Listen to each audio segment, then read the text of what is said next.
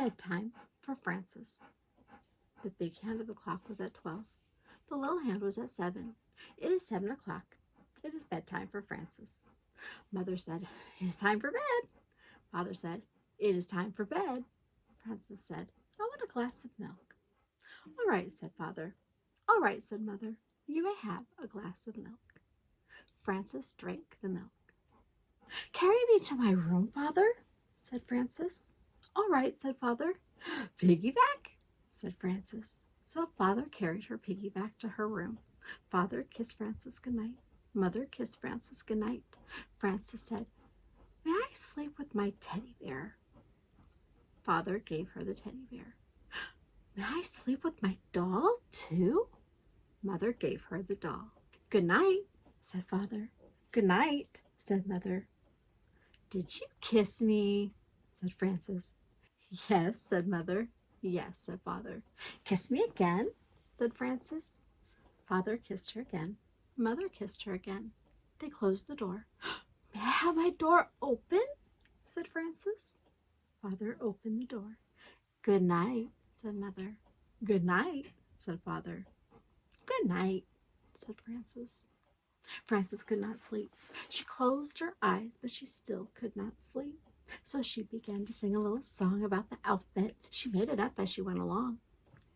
A is for apple pie, B is for bear, C is for crocodile, combing his hair, D is for dumplings. And Frances kept singing through E, F, G, H, I, J, K, L, M, N, O, P, Q, and R. And she had no trouble until she got near the end of the alphabet. S is for sailboat, T is for tiger, U is for underwear down in the dryer. And Frances stopped because dryer does not sound like tiger. And she started thinking about tigers. She thought about big tigers and little tigers and sister tigers and brother tigers and aunt tigers and uncle tigers.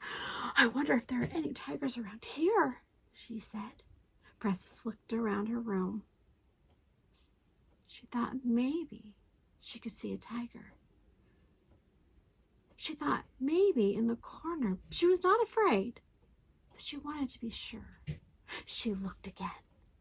She was sure that she could see a tiger. She went to tell Mother and Father. "There is a tiger in my room," said Frances. "Did he bite you?" said Father. "No," said Frances. "Did he scratch you?" said Mother. "No," said Frances. "Then he is a friendly tiger," said Father. "Go back to bed. He will not hurt you." "Do I have to?" said Frances. "Yes," said Father. "Yes," said Mother. Father kissed her. Mother kissed her. Frances went back to bed and finished her song along the way. She closed her eyes again, but she still could not sleep. Frances opened her eyes and she looked around the room. She saw something big and dark. "Giants are big and dark," said Frances. "Maybe that is a giant." "I think that is a giant. I think that giant wants to get me." She went into the living room where Mother and Father were watching television and having tea and cake. Frances said, "There is a giant in my room. May I watch television?" "No," said Mother. "No," said Father. "That giant wants to get me. May I have some cake?" Father gave Frances a piece of cake. Father said, "How do you know he wants to get you?" Frances said, "Isn't that what giants do?" Father said, "Not always. Why don't you ask him what he wants?" Frances went back to her room. She went right over to the giant and she said, "What do you want, giant?" She took a good look at him, and it was no giant. It was just a chair and her bathrobe. So she went to bed again. Frances was not tired, and she did not close her eyes. She looked up at the ceiling. There was a crack in the ceiling. She thought about it. Maybe something will come out of that crack, she thought. Maybe bugs or spiders. Maybe something with a lot of skinny legs in the dark. She went to get Father. He was brushing his teeth. Frances said, "Something scary is going to come out of the crack in my ceiling. I forgot to brush my teeth." Father said, "You brush your teeth, and I will have a look." Frances brushed her teeth. Father came back and said, "Nothing could come out of such a little crack. But if you're worried about it, get somebody to help you watch. You can take turns." Frances told her teddy bear to watch. They took turns for a while. Then Frances got tired and let Teddy do all the watching. Frances got up and went to the bathroom. Then she came back, and she was not sleepy at all. The window was open, and the wind was blowing the curtains. "I do not like the way those curtains are moving," said Frances. "Maybe there is something waiting, very soft and quiet. Maybe it moves the curtains just to see if I'm watching." She went into Mother and Father's room to tell them. They were asleep. Frances stood by Father's side of the bed, very quiet, right near his head. She was so quiet that she was the quietest thing in the room. She was so quiet that Father woke up all of a sudden with his eyes wide open. He said, "Oh!"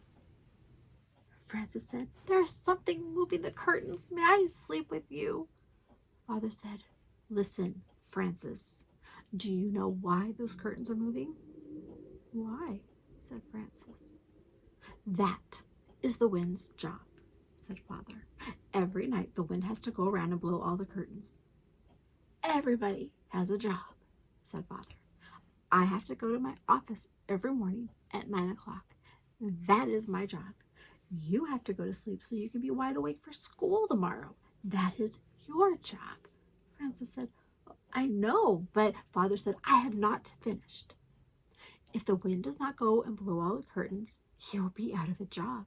If I do not go to the office, I will be out of a job. And if you do not go to sleep now, do you know what will happen to you?"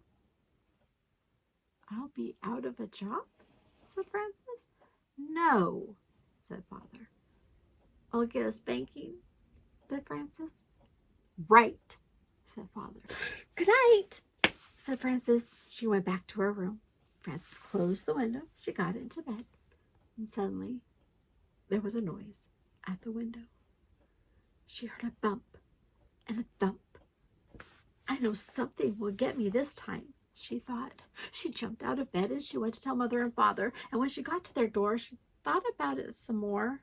She decided not to tell them. She went back to her room.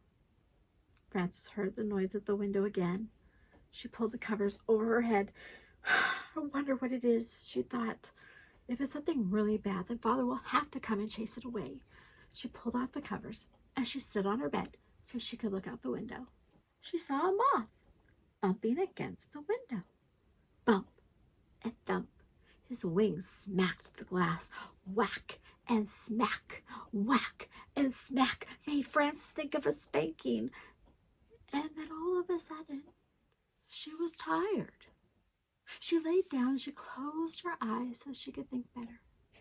She thought, there were so many giants and tigers and scary and exciting things before that I am pretty tired now. That's just a moth, and he's just doing his job, the same as the wind. His job is bumping and thumping, and my job is to go to sleep."